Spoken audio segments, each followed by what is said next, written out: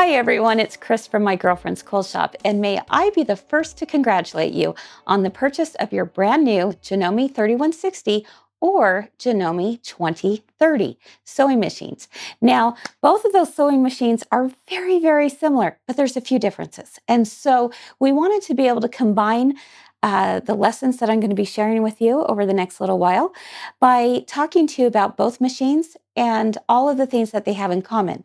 Now, there may be a few things that will be a little bit different when it comes to the Janome 3160. It's just one step above in the lineup of Janome sewing machines.